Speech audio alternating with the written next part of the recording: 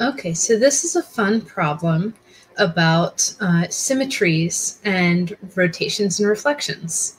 We've got a collection of letters, which in this case is actually a word, and you'll see at the end what word it is. And we're going to go through letter by letter and figure out what the symmetry is and what the final letter is. So this first letter, it's got a bit of a leg out here, and then it comes down, and that looks like the left-hand side of a T. And sure enough, if we draw a vertical line, we can see that it's going to make a T if we reflect across that line. So I'll draw a representation of what that would look like. And then the next letter, you see it just has the top half of what looks like could be an E. And so we'll draw our line, align it with the edge of the image, and then draw what the rest looks like.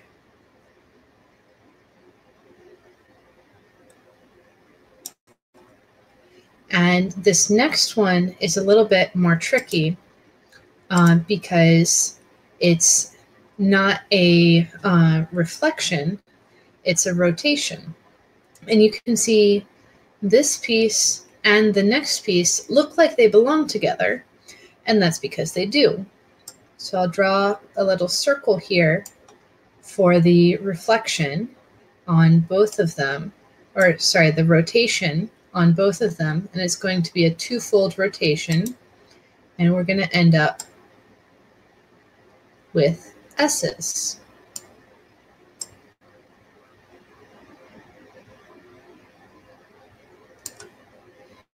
And so then we can see this letter is the same as the E that we already did.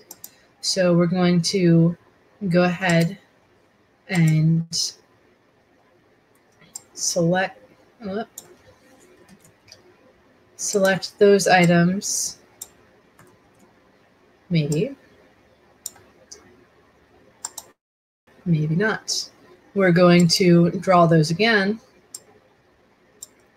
and you can see that this is also an E. And then this one is interesting as well.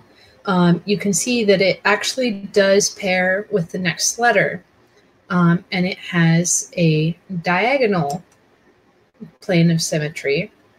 So it's going to mirror across that diagonal and make an L.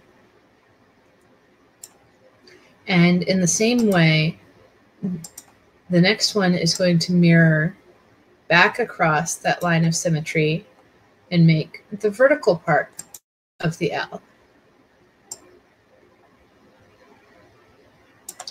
So you can see we've got the word tessel, and then we're going to continue with the rest of the letters to find our word. So this next one looks like it's cut off right in the middle line there, and it's going to mirror across, and we get an A.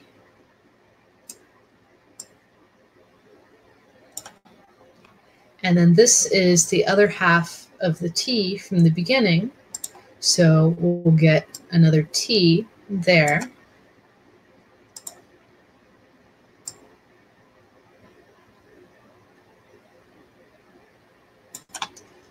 And then this one is simply the bottom half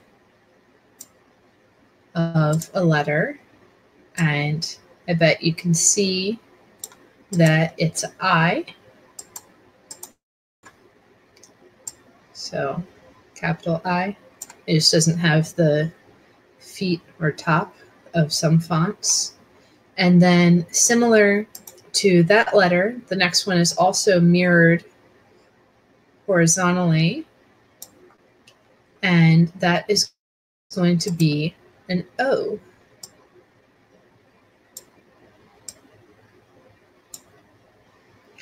And then our next letter, there's two different ways that we could do it.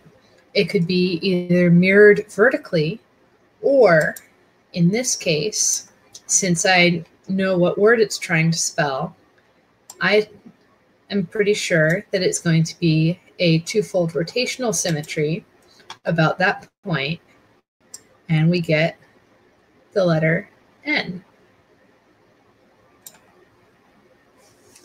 So there we have our word, tessellation.